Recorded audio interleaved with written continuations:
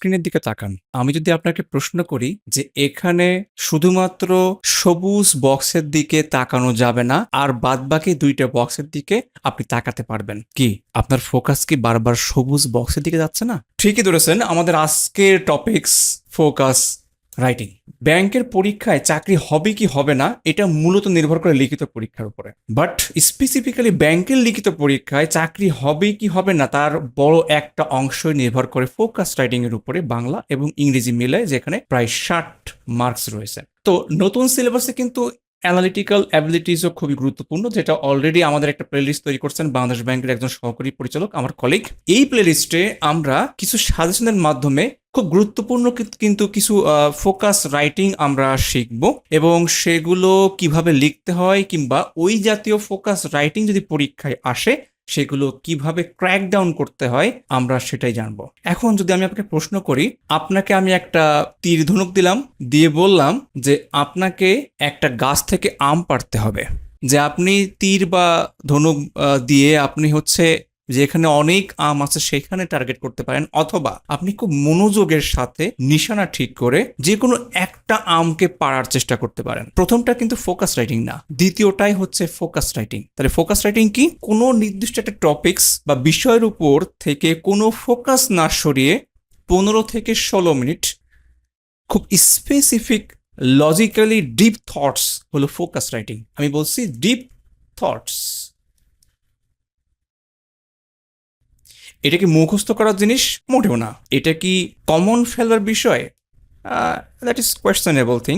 আচ্ছা, আসলে পুরোপুরি কমন ফেলার বিষয় না, কারণ আমি আমার ভার্সিটিতে অনেকেই দেখতাম যারা ফোকাস রাইটিং কমন ফেলবার চক্করে দেখা যায় কিছু যদি একটু কমন পড়তো তারা কিন্তু পুরোপুরি লেখবার সময় পেতেন না। তাহলে আমরা এখানে ভালো করতে পারি কিভাবে? আমরা সেটাই কিন্তু ধাপে ধাপে শিখব।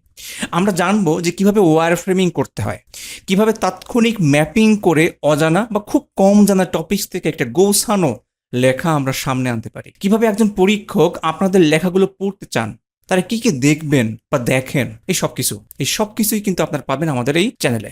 আচ্ছা, তো এখন বলবো যে এই রিসেন্ট পরীক্ষাগুলোর জন্য কোন কোন বিষয়ের ফোকাস রাইটিং আসলে পড়া উচিত। আমরা এটাকে ক্যাটাগরি করে ফেলছি। প্রথমে পড়া উচিত আপনার অর্থনীতি ও ব্যাংকিং সম্পর্কিত। আমি স্ক্রিনে দিয়ে দিয়েছি, তারপরে বলে দিই এখানকার সবচেয়ে গুরুত্বপূর্ণ এই মুহূর্তের জন্য আমার কাছে মনে হয় ক্যাশলেস বাংলাদেশ। বাংলাদেশ কিভাবে ক্যাশ থেকে ক্যাশলেসের মধ্যে যাচ্ছে, এই ট্রানজিশনটা কিন্তু গুরুত্বপূর্ণ, অর্থাৎ এখানে চ্যালেঞ্জ, প্রসপেক্টস এগুলো খুবই গুরুত্বপূর্ণ। এছাড়া ব্লু ইকোনমি, যেহেতু সামুদ্রিক বিষয় নিয়ে ইকোনমিতে অর্থাৎ ওয়ার্ল্ড ইকোনমিতে কিন্তু তোড়জোড় চলছে, সেটা গুরুত্বপূর্ণ। বাজেট একটু আইডিয়া রাখাটা জরুরি। এছাড়া শিল্প ও উন্নয়ন সম্পর্কিত, যেমন নিরাপত্তামূলক কার্যক্রম যেটা আছে, এটা খুবই গুরুত্বপূর্ণ এই মুহূর্তের জন্য। এছাড়া ফিফথ ইন্ডাস্ট্রিয়াল রিভলিউশন, এগুলো গুরুত্বপূর্ণ। সরকারের উন্নয়নমূলক কোনো পদক্ষেপ, এটা গুরুত্বপূর্ণ। এবং স্টার্ট আপ এবং সিএসএমই যেটা আছে বাংলাদেশ ব্যাংকের, যে পদক্ষেপ নতুনভাবে আমাদের মাননীয় গভর্নর স্যার নিচ্ছেন, সেটাও কিন্তু বেশ গুরুত্বপূর্ণ। আচ্ছা, এগুলো সম্পর্কে কন্টেন্ট কিন্তু আপনারা পেয়ে যাবেন পত্রিকাতেই। এছাড়া টেকনোলজি ও সাইবার বিষয়ক আলাপচারিতাও কিন্তু খুব গুরুত্বপূর্ণ, যেরকম হচ্ছে আমি বলে দিই আর্টিফিশিয়াল ইন্টেলিজেন্স, যেমন role of AI in cashless Bangladesh. আমাকে প্রশ্ন করতে দিলে আমি আসলে এটা দিতাম, এটা খুব গুরুত্বপূর্ণ একটা প্রশ্ন।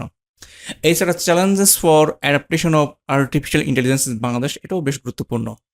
সাইবার সিকিউরিটি অ্যান্ড থ্রেটস, দেখেন আমি কিন্তু সব ক্যাটাগরি করে দিয়েছি, অর্থাৎ এগুলো পড়লে, এগুলো সম্পর্কে আইডিয়া নিলে এই জাতীয় বিষয় যেগুলো আছে সেগুলো কিন্তু লেখা সম্ভব।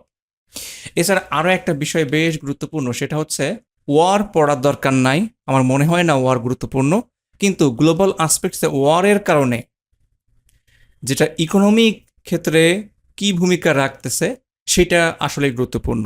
এই যে ফিউয়েল ইকোনমি, এছাড়া হচ্ছে বিভিন্ন প্রণালীর মাধ্যমে, বিভিন্ন প্রণালী, এগুলো আপনার পৃথিবীর ইকোনমিতে কি ভূমিকা রাখতেছে এটা কিন্তু আমার মনে হয় গুরুত্বপূর্ণ। এগুলো সম্পর্কে একটা সম্যক ধারণা রাখা উচিত। তো আমরা পরবর্তী ভিডিওতে একে একে এগুলো ক্র্যাক ডাউন করব, এবং আমরা জানার চেষ্টা করব যে আসলেই কিভাবে ফোকাস রাইটিং লিখলে বাংলাদেশ ব্যাংকের সহকারী পরিচালক হওয়া যেতে পারে, কিংবা একটা ব্যাংকের সিনিয়র অফিসার অথবা অফিসার জেনারেল হওয়া সম্ভব। ধন্যবাদ। Till then, have a good time.